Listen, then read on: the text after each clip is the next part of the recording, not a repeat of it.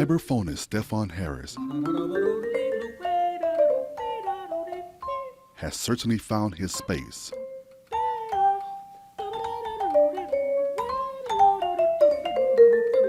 As a respected jazz artist and music educator.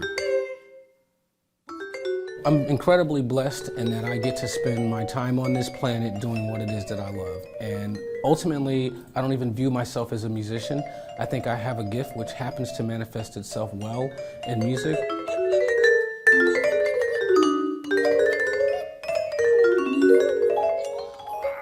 The four-time Grammy nominee. So we're on tour now celebrating the release of our latest CD, which is called Sonic Creep.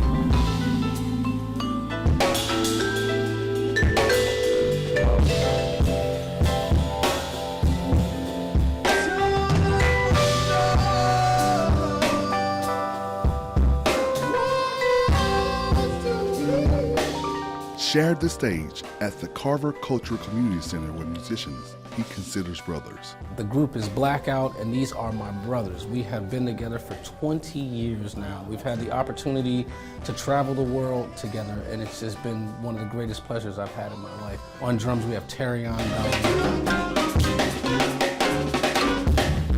On bass, Bernice Travis.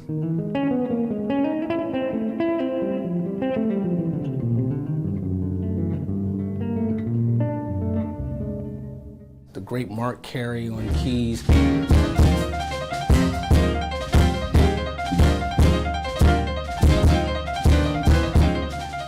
And Casey Benjamin on the alto saxophone, soprano saxophone, vocoder. He's incredibly gifted. My heart's found a right moment.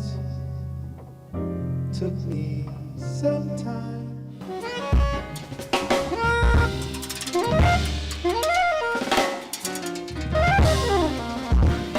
What's been the key to his success in jazz? Educating others about the power of music. Ultimately, it's not really about jazz. Jazz is a tool that I think is a very effective tool to use to proliferate empathy in the world.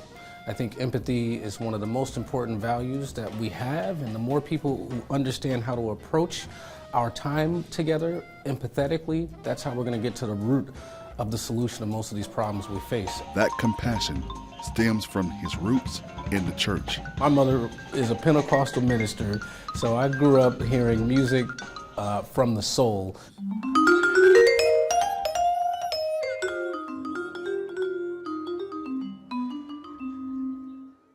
And one of my fondest memories, one of the first lessons I got in music was watching people stand up to testify and tell the stories about what was happening in their lives.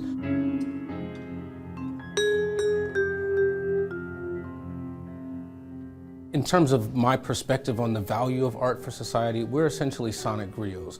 It's our job to take a look at the world and document what we see so that 500 years from now, future civilizations understand something about themselves. So it's really critical that we're authentic, that we're honest, that we're telling the stories of our uncles, aunts, daughters, grandfathers, and ancestors when we present this art form.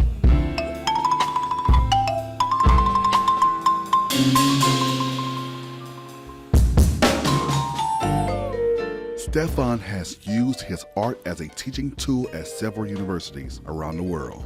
He says music helps with critical thinking in any subject. And sometimes when we think about music education, we think about it too narrowly. It's not about creating musicians. There will be people who are exceptionally gifted, and whether we teach them or not, they're going to find a way to express themselves through the arts. Each time he hits the stage, he learns something new. When you walk into a space, there's an immediate sense of the energy. There are lots of spirits that perform in spaces like these long before we arrive, and as soon as we walked in, we could tell that we were in a very special environment. It's a beautiful theater. And at the Carver Center, he felt all the right vibes for a great show. With our music, you can always expect the unexpected. Half the time we don't even have a set list, and when we do prepare a set list in advance, half the time we walk out on stage and we never stick to it. We basically react to the energy that the audience gives us because it's our job to be of service to our community, to celebrate the people, not necessarily what's in our heads. So whatever people give us, we're gonna give it back tenfold.